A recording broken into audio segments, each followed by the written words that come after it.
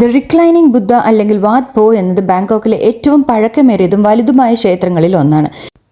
ഇത് ബാങ്കോക്ക് തലസ്ഥാനമാകുന്നതിന് മുമ്പ് തന്നെ നിലവിലുണ്ടായിരുന്നു എന്നാണ് പറയപ്പെടുന്നത്.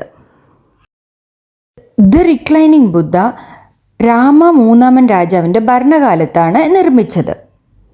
ഇത് ബുദ്ധൻ്റെ എൻലൈറ്റൻമെൻറ്റും ഡെത്തും ആഘോഷിക്കുന്ന കൂടെ തന്നെ നിർവ്വാണയും സിംബലൈസ് ചെയ്യുന്നു.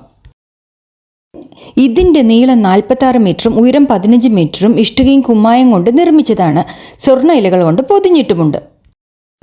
പാദങ്ങൾ 3 മീറ്റർ ഉയരവും 4.5 മീറ്റർ നീളവുമുണ്ട്.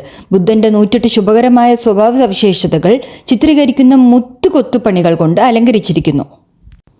ബുദ്ധൻ്റെ ചാരിയിരിക്കുന്ന സ്ഥാനം പരിനിർവാണത്തിലേക്ക് പ്രവേശിക്കുന്നതിന് തൊട്ടു മുമ്പുള്ള അദ്ദേഹത്തിൻ്റെ ഭൗമിക ജീവിതത്തിൻ്റെ അവസാന നിമിഷങ്ങളെ പ്രതിനിധീകരിക്കുന്നു.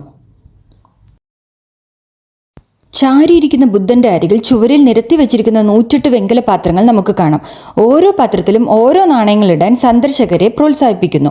ഓരോ പാത്രത്തിൽ നാണയങ്ങളിടുന്നത് ഭാഗ്യം, മനസമാധാനം, പുണ്യം എന്നിവ കൊണ്ടുവരുമെന്ന് വിശ്വസിക്കപ്പെടുന്നു.